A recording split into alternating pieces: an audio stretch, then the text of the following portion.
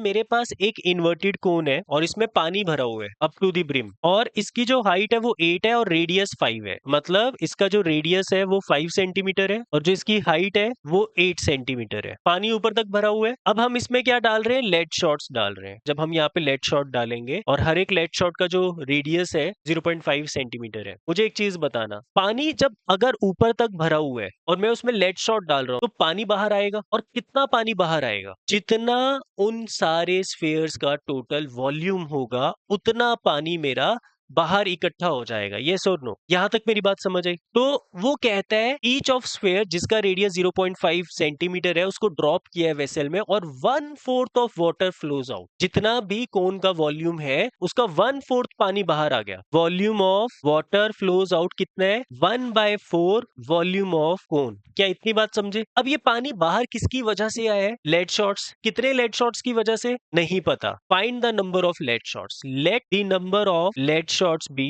n। Number of lead shots n है, तो जितने भी लेड शॉट्स थे सबका वॉल्यूम इस वाटर फ्लोज आउट के इक्वल होगा। तो मतलब is equal to volume of all the lead shots. But lead shots का वॉल्यूम निकालने के लिए मैं ऐसा लिख सकता हूं n into volume of one lead shot, है ना? सारे लेड शॉट्स का वॉल्यूम 1 इंटू n ही कर देंगे। मतलब n को सारे लेड शॉट के वॉल्यूम से मल्टीप्लाई कर देंगे और वो किसके इक्वल होगा? 1/4 वॉल्यूम ऑफ कोन के। ये मेरा रिलेशन निकल गया और इसी रिलेशन को आगे बढ़ाते हुए पूरा क्वेश्चन कर देंगे। अलग अलग आंसर नहीं निकालेंगे। वॉल्यूम ऑफ कोन कितना होता है? 1/4 into 1/3 pi r square h। Radius अलग अलग लिखने हैं। n into volume of sphere क्या होता है? 4/3 पाई आर क्यूब। 3 से 3 कैंसिल, पाई से पाई कैंसिल। मुझे ये n निकालना है, ठीक है? सबसे पहले यहाँ पे r की वैल्यू कितनी है? 5 इंटू 5, और h की वैल्यू कितनी है? 8 is equal to n into 4 into r cube. Sphere का रेडियस कितना है? 0.5, मतलब 5/10 इंटू 5/10 इंटू 5/10, मतलब ये 1/2 हो जाएंगे सारे, और 2 2 जा 4 हो जाएगा, और ये 2 को ऊपर ले जाएंगे, इस 2 को ऊपर ले जाएंगे, 25 इंटू 4 हो जाएगा ये, तो कितना आ जाएगा? 100। तो नंबर ऑफ लेड शॉट्स कितने हैं?